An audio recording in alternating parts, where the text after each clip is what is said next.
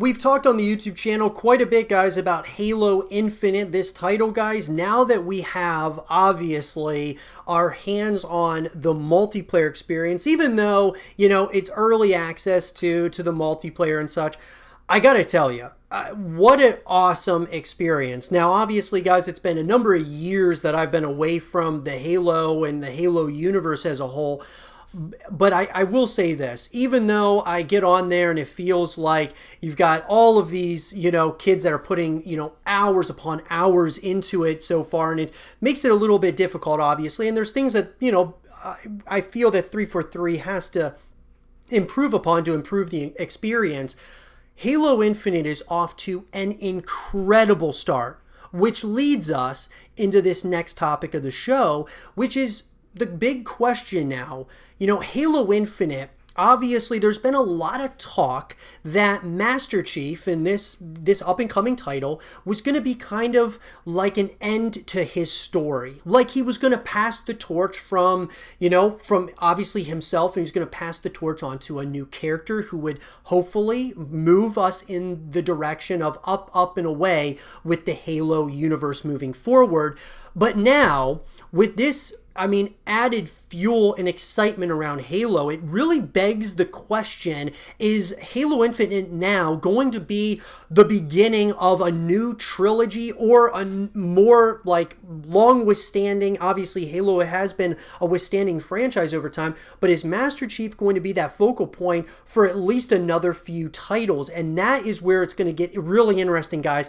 We don't have our hands quite on, as far as from the campaign and those experiences. And obviously, they're probably going to have DLC that's going to come out and things of that nature. So it really begs that question. And I've got to say, guys, before Halo Infinite came out, I publicly said on the YouTube channel that I believed that Halo Infinite was going to be the end of Master Chief. They were bringing him back for one last hurrah, and he was going to ultimately, pass the torch on to someone else or on to another character in this universe. Or maybe this would just be the end of Halo, and they would try to, put all of their eggs in one basket, that being the Halo Infinite multiplayer experience that they would try to just kind of milk over the years, kind of like what CSGO has done. Years upon years of that. League of Legends, the same sort of ordeal where they have just worked on, and improved upon the game over time, but they've never come out with the League of Legends 2. They haven't come out with the CSGO 2. So could we see something like that here with Halo Infinite?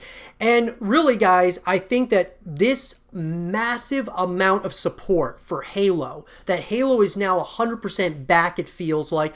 Obviously, we're going to have to wait for the full game. Obviously, we're going to have to wait for DLC and things of that nature to see where they take the story and where everything goes. But I've got to tell you that now I am feeling pretty confident that they are going to continue this franchise for the foreseeable future. Why would they stop here? And I think that the biggest game changer of them all was free-to-play multiplayer. Look, guys, a full package obviously is huge. Having multiplayer experiences, co-op experiences, and a single-player story, that's a full package, and that justifies a $60 price tag. But Halo, kind of outdid themselves by giving us a free-to-play multiplayer, which we're seeing the landscape. Fortnite started it, and now we are where we are at this point. More and more free-to-play multiplayer experiences. I think it's so huge for Halo because an exclusive title to Xbox being free to play really, I think, is going to help Xbox as a whole. It's going to obviously a lot of eyeballs now on the HCS, which of course is the Halo Championship Series, players playing at the highest level of Halo. We've got so many, there's so many narratives now. They're going to be going into the HCS. There's going to be a lot of people just playing the multiplayer just casually with their friends. Halo feels back, and now I do believe that we're moving in a direction where if they don't decide to just stick it out with Halo Infinite's multiplayer, they improve upon it, of course. But I think that they are going to greenlight, if they haven't already, I think they're probably going to greenlight a couple more titles in this universe.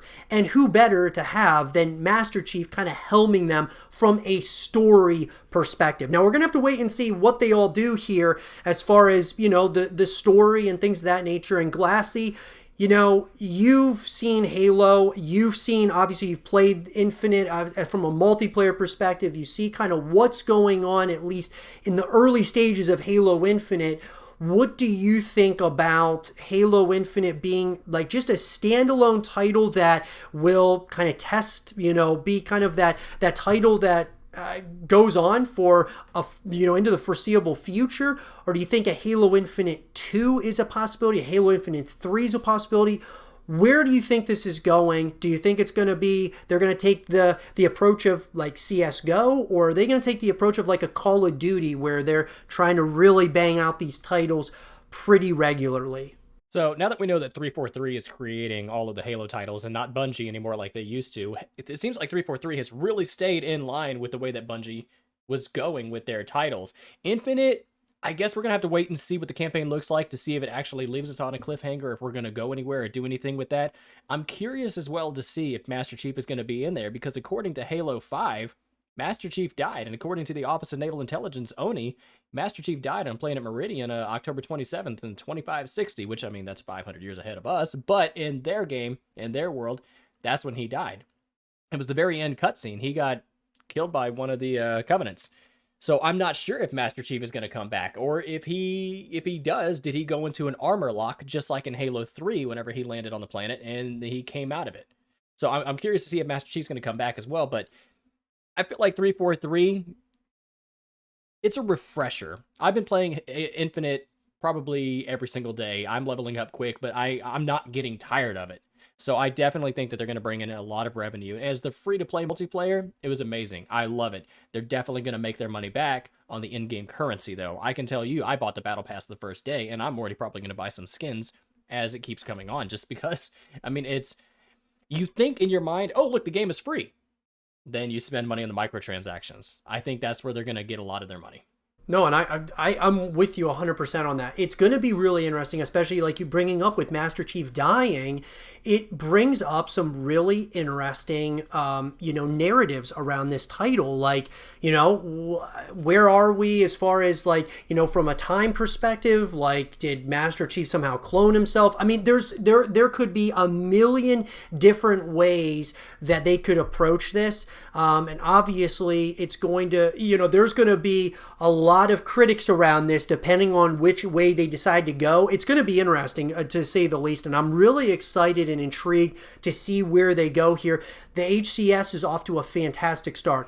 The multiplayer experience, I think, really, when you consider it early access and such, off to a phenomenal start. I mean, really, people are enjoying this game, this multiplayer experience, and that's huge. I mean, it's bringing people back over and over again, the skins, and I know there's been some talk about the battle pass and the grind to get certain things, and I totally understand that. Halo, though, I want to remind everyone that one of the last Halo titles that I put a lot of time into was Halo Reach. And man, dude, getting to Inheritor, I never got to Inheritor, but it was a grind. And that's what I loved about that, though, was it really showed just how much time you were putting into the game. I mean, I loved the helmet that you got when you would get to Inheritor. It just showed that you were like, just really grinding in a major way, harder than anyone else. It reminds me of Call of Duty Modern Warfare 2.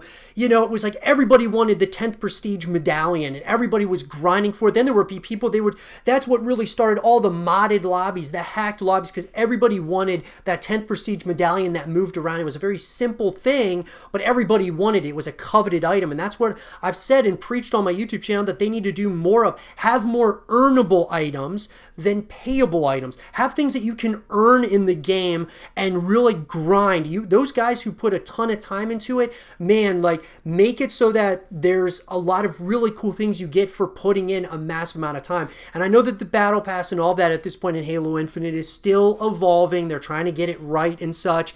And it feels like a real grind right now, but it's Halo, guys. And Halo really has been, and just historically has been, a real grind to get certain items. And I think that's absolutely awesome. But the real question, though, is, guys, is what do you all think? Do you think we're going to get a new trilogy out of this from Halo Infinite's perspective? You're going to get a second Halo Infinite and then a third one? Or is this going to be the last of its kind? Where are we going here? Let me know in the comment section down below. And for more Halo Infinite content and videos, stay here with Zero TV.